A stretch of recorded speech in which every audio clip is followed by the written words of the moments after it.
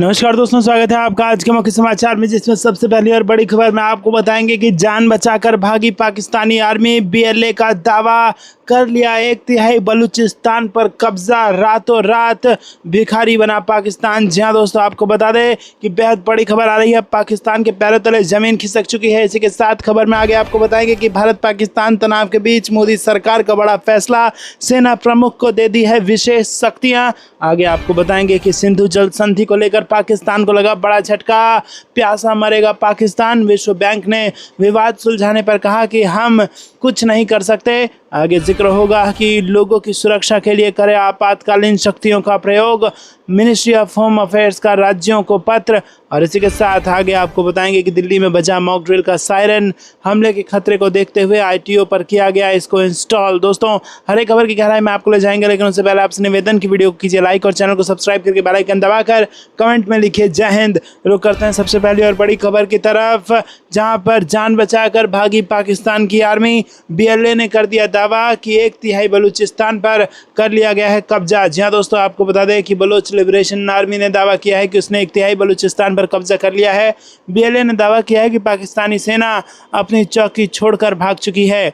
BLA ने Afghanistan Iran से सटे हिस्से पर कब्जे का दावा किया है और इस बीच पाकिस्तान के कई इलाकों में इमरजेंसी जैसे हालात बने हुए हैं। लोगों को घरों में रहने की हिदायत दी गई है। बलोच लिबरेशन आर्मी ने बयान जारी कर कहा है कि उसने मस्तूंग और लाखी में पाकिस्तानी सेना और उसके सहयोगियों पर 6 अलग अलग हमले किए और इन हमले में पाकिस्तानी सेना उसके खुफिया और कम्युनिकेशन टावर को निशाना बनाकर रिमोट कंट्रोल आईईडी से और इम्प्रोवाइज्ड एक्सप्लोसिव डिवाइस से हमले किए। बलोच लिबरेशन आर्मी ने कहा कि गुरुवार तड़के 4 बजे उसने जमरान के ढांग इलाके में पाकिस्तान सेना के भार डिस्पोजल स्क्वाड के जवानों को निशाना बनाया। रुक करते हैं अगली ब्रेकिंग न्यूज़ की तरफ।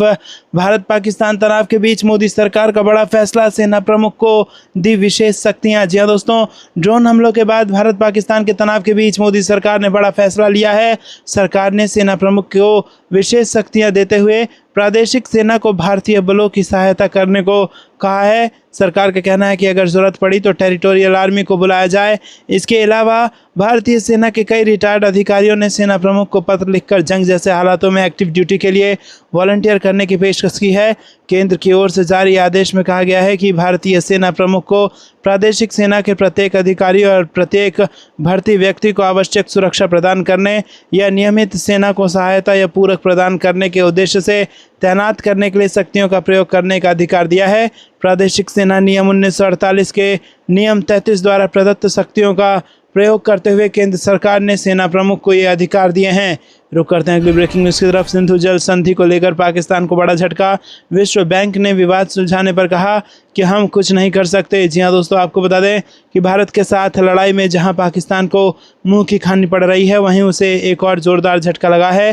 पहलगाम हमले के बाद भारत ने जब पाकिस्तान के साथ 1960 में हुआ सिंधु जल समझौता रद्द किया था, तब पाकिस्तानी एक्सपर्ट्स कह रहे थे कि भारत एक तरफा तरीके से समझौते को रद्द नहीं कर सकता है और समझौते का मध्यस्थ विश्व बैंक भारत को मजबूर कर सकता है कि वो समझौते को स्थगित करने का अपना फैसला बदल ले।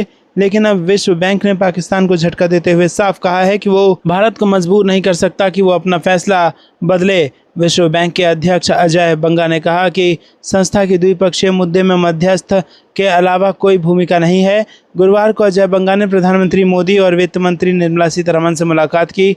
मुलाकात में क्या बात हुई है इसकी जानकारी तो सामने नहीं आई है, लेकिन बंगा ने बात करते हुए कहा कि समझौते 2 देशों के बीच है और अगर वो असहमत होते हैं तो विश्व बैंक की भूमिका विवाद को सुलझाने के लिए एक तटस्थ विशेषज्ञ या मध्यस्थ की व्यवस्था करने भर की है। रुक करते हैं अगली ब्रेकिंग न्यूज़ की तरफ। लोगों की सुरक्षा के लिए करें आपातकालीन शक्तियों का प्रयोग, एमएचए का राज्यों को पत्र। जी हाँ दोस्तों, पाकिस्तान के साथ बढ़ते तनाव के बीच भारत हर मोर्चे पर तैयार है।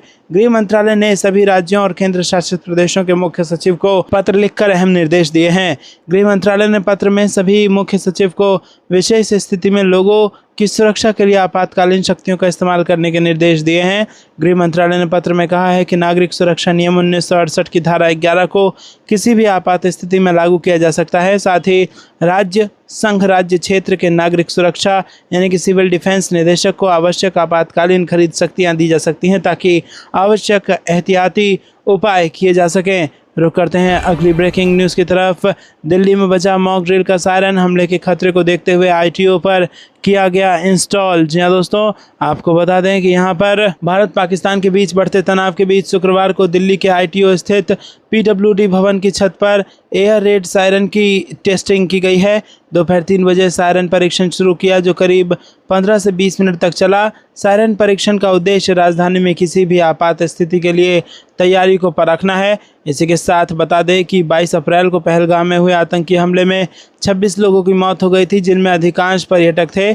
उसके बाद से ही भारत और पाकिस्तान के बीच तनाव तेजी से बढ़ा है, जिसमें हाल ही में ड्रोन और मिसाइल हमलों की घटनाएं भी शामिल हैं। दिल्ली के पीडब्ल्यूडी मंत्री प्रवेश वर्मा ने कहा कि राजधानी की सभी ऊंची इमारतों पर ऐसे सायरन लगाए जाएंगे।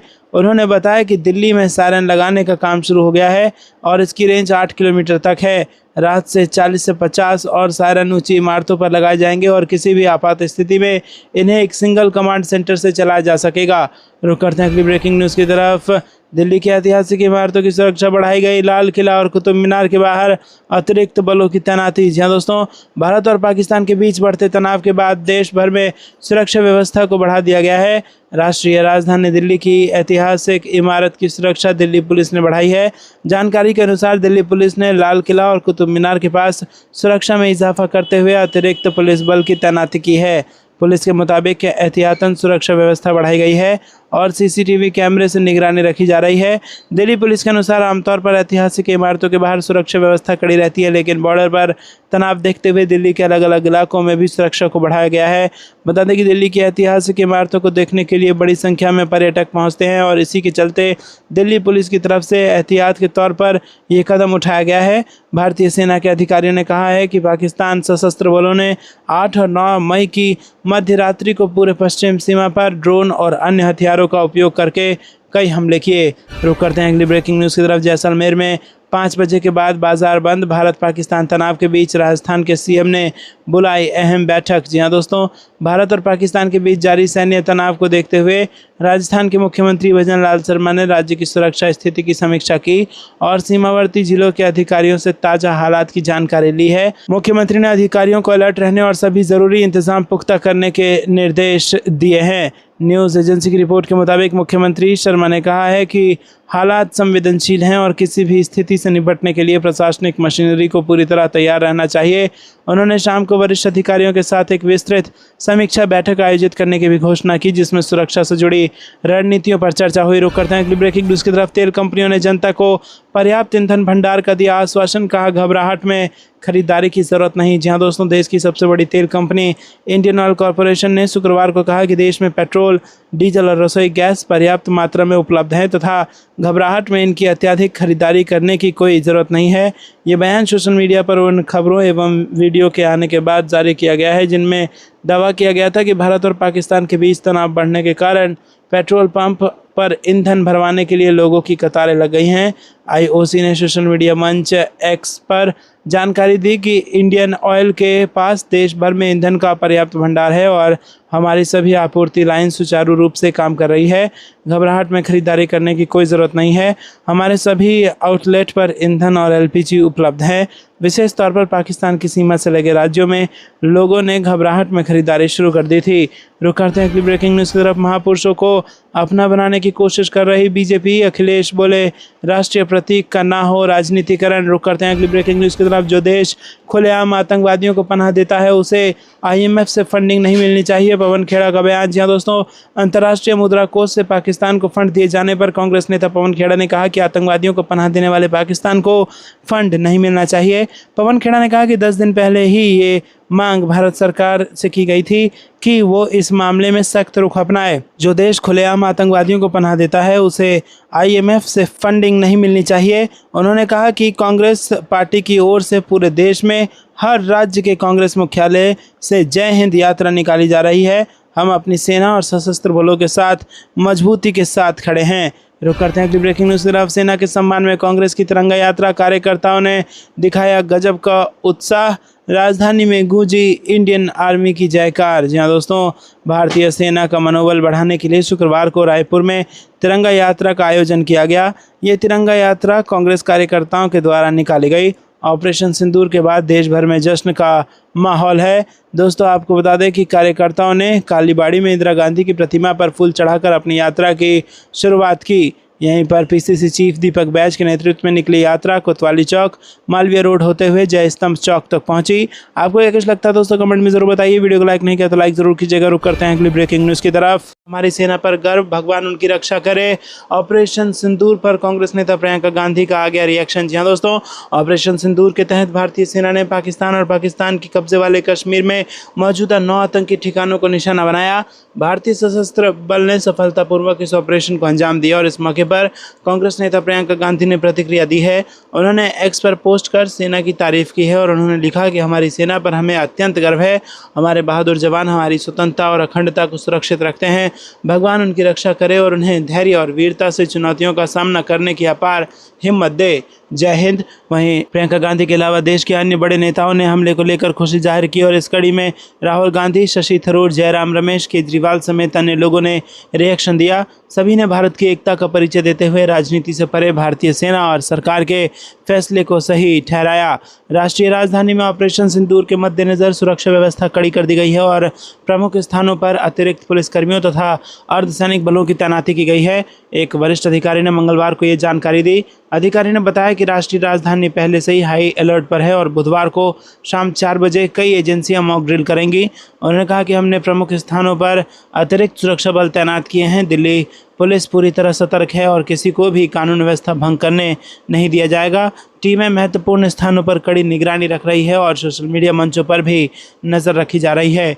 रुक करते हैं अगली ब्रेकिंग न्यूज़ की तरफ। सीएम ममता बोली, आतंकवाद के खिलाफ जंग में सभी साथ, हमारे बीच कोई मतभेद नहीं होना चाहिए। जी हाँ दोस्तों, पश्चिम बंगाल की मुख्यमंत्री ममता बनर्जी ने बुधवार को कहा कि आतंकवाद के खिलाफ जंग में हम साथी सभी साथ हैं, हमारे बीच इस मामले को लेकर कोई मतभेद नहीं होना चाहिए। उन्होंने कहा कि हम एक दूसरे के संपर्क में बने रहेंगे और स्थिति पर नज़र रखेंगे। ममता का यह बयान केंद्रीय गृह मंत्री अमित शाह की बैठक के बाद आया है, जिसमें उन्होंने पाकिस्तान और नेपाल की सीमा से लगे राज्यों के मुख्यमंत्रियों, मुख्य सचिवों और डीजीपी के साथ चर्चा की। गृह मंत्री अमित शाह ने यह बैठक पहलगाम आतंकी हमले के जवाब में पाकिस्तान और पाकिस्तान अधिकृत जम्मू कश्मीर में आतंकी ठिकानों पर भारतीय सशस्त्र बलों द्वारा किए गए हमले के मद्देनजर बुलाई थी। इस बैठक के बाद सीएम बनर्जी ने कहा कि दोपहर गृह मंत्री ने सीमावर्ती क्षेत्रों के 7 से 8 राज्यों के मुख्यमंत्रियों के साथ बैठक की और मैं इस बारे में और कुछ नहीं बोलूँगा। उन्होंने मीडिया घरानों से भी अपील की है कि वो तथ्यों को रिपोर्ट करें और सुनिश्चित करें कि कोई गलत सूचना न फैलाई जाए। सीएम बनर्जी ने कहा कि मीडिया कर्मियों के तौर पर आपको इस समय शांत और संयमित रहना होगा। आपकी जिम्मेदारी है कि आप सही खबरें दिखाएं ताकि इससे कोई तनाव पैदा ना हो या अफवाह ना फैले, ये मेरी अपील होगी। मुख्यमंत्री ने कहा कि गलत या मनगढ़ंत खबरें प्रकाशित करने वालों के खिलाफ सख्त कार्रवाई के दिशा निर्देश हैं, चाहे वो किसी भी तरह का मीडिया हो। याद रखें, ये अपनी टीआरपी बढ़ाने का समय नहीं है, ये देश की रक्षा करने का समय है। हमें उन लोगों के साथ खड़ा होना है जो देश के लिए खड़े हैं और लड़ रहे हैं। एक आम नागरिक के तौर पर यह हमारी जिम्मेदारी है। रुक करते हैं अगली ब्रेकिंग न्यूज़ की तरफ। 18 मई को होगी महागठबंधन की अगली बैठक, बिहार चुनाव को लेकर बनेगी रणनीति। जी हाँ दोस्तों, बिहार में विधानसभा चुनाव को लेकर सियासत तेज हो गई है। विधानसभा चुनाव में पार्टियों के बीच गठबंधन को लेकर बातचीत चल रही है और इसके पहले महागठबंधन की 3 बार बैठक हो चुकी है। अब महागठबंधन की चौथी बैठक 18 मई को आयोजित की जाएगी। ये जानकारी बिहार कांग्रेस के प्रभारी कृष्ण अल्लावरू ने गुरुवार को राजधानी में दी। हालांकि उन्होंने ये नहीं बताया कि इस बैठक का आयोजन कहां पर होगा। गुरुवार को राजधानी पहुंचे बिहार कांग्रेस के प्रभारी कृष्ण अल्लावरू ने 18 मई को होने वाली इंडिया गठबंधन की बैठक पर कहा कि बैठक लगातार चलती रहेगी, आगे क्या करना है बैठक में इस पर निर्णय होगा। उन्होंने ये भी कहा कि इंडिया गठबंधन सभी 243 सीटों पर चुनाव लड़ेगी, ना कि कोई पार्टी चुनाव लड़ेगी। इंडिया गठबंधन का मुख्यमंत्री कौन होगा, इस सवाल पर उन्होंने कहा कि बैठक लगातार हो रही है, बैठक में लगातार तालमेल भी हो रहा है। राज्य की सभी 243 विधानसभा सीटों पर इंडिया गठबंधन चुनाव लड़ेगी, ना कि कोई पार्टी चुनाव लड़ेगी। वहीं पाकिस्तान के साथ चल रहे हालात पर उन्होंने कहा कि हमारी सेना ने कमाल किया है, हम देश की सुरक्षा में समझौता नहीं करेंगे। कांग्रेस पार्टी का सीधे तौर पर कहना है कि देश की सुरक्षा से कोई समझौता नहीं होगा। सरकार के साथ कांग्रेस पार्टी हर परिस्थिति में खड़ी है। रुक करते हैं अगली ब्रेकिंग न्यूज़ की तरफ। देश की सुरक्षा के लिए हम सब एक साथ खड़े हैं, तेजस्वी यादव का मोदी सरकार को समर्थन। जी हाँ दोस्तों, पाकिस्तान में आतंकवाद के खिलाफ भारतीय सेना के एक्शन पर विपक्षी पार्टी राष्ट्रीय जनता दल के नेता तेजस्वी यादव ने केंद्र की नरेंद्र मोदी सरकार को अपना समर्थन दिया। उन्होंने कहा कि जब देश की सुरक्षा की बात आएगी तो पूरा देश एक साथ खड़ा है, चाहे पक्ष हो या विपक्ष, सभी लोग एक हैं। तेजस्वी ने स्पष्ट किया कि देश है तभी हम हैं और भारतीय सेना की बदौलत ही हम सुरक्षित हैं। बिहार के पूर्व डिप्टी सीएम एवं नेता प्रतिपक्ष तेजस्वी यादव ने गुरुवार को मीडिया से बातचीत में कहा कि सेना की वजह से ही हमारी सीमा सुरक्षित है। सेना पर हमारा पूरा भरोसा है। भारतीय सेना ने पहले भी कई बार इतिहास रचने का काम किया है। पाकिस्तान के 2 टुकड़े हुए और भारत ने पाकिस्तानी सेना को सरेंडर कराते हुए युद्ध में हराया। भारत पाकिस्तान तनाव के बीच सर्वदलीय बैठक को लेकर बोलते हुए तेजस्वी यादव ने कहा कि सरकार जब भी मीटिंग में बुलाती है तो हम लोगों का पूरा साथ रहता है।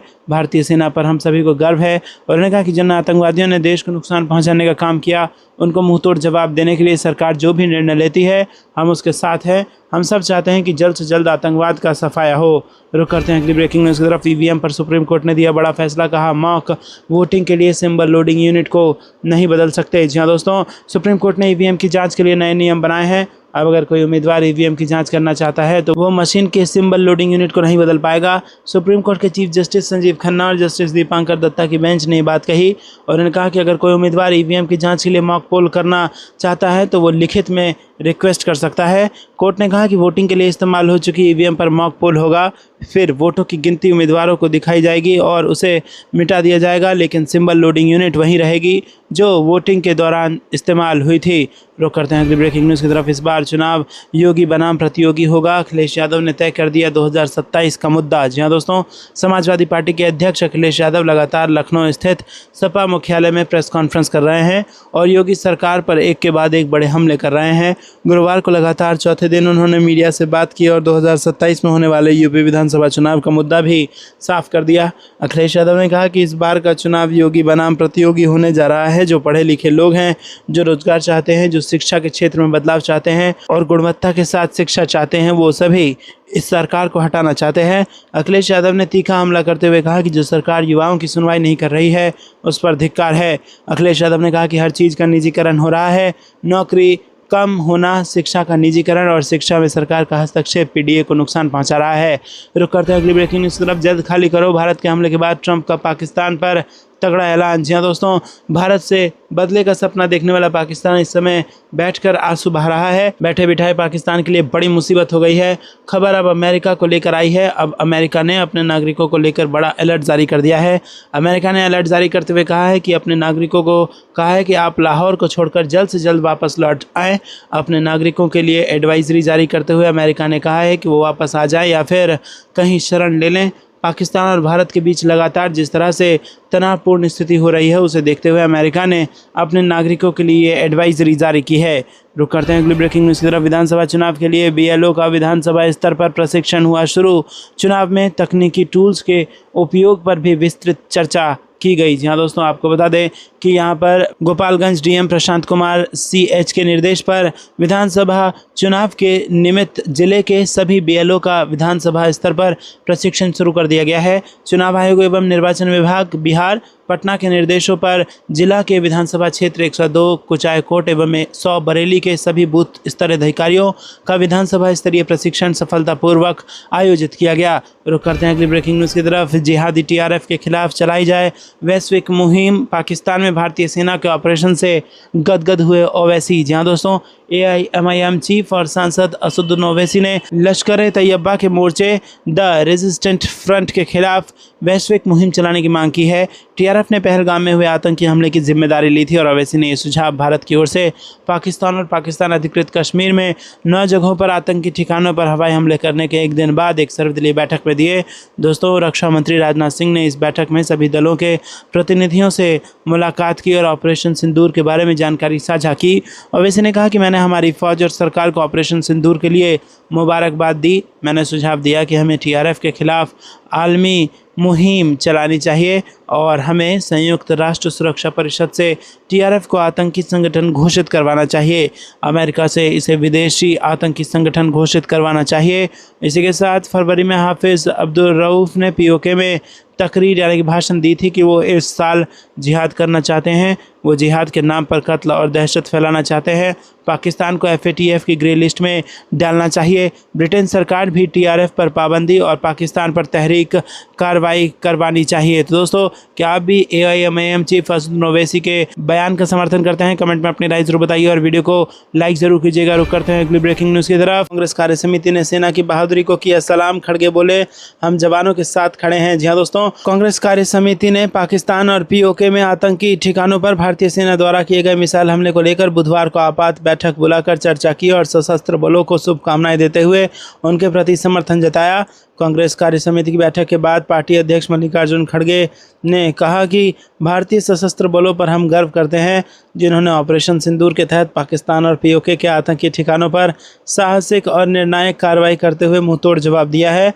हम अपने जाबाज सैनिकों के साहस, दृढ़ संकल्प और राष्ट्रभक्ति को सलाम करते हैं। खड़गे ने कहा कि पहलगाम में हुए आतंकी हमले के दिन से ही भारतीय राष्ट्रीय कांग्रेस ने साफ तौर पर सशस्त्र बलों और सरकारों के साथ एकजुटता से खड़े होकर सीमा पार आतंकवाद के खिलाफ हर निर्णायक कार्रवाई का समर्थन किया था।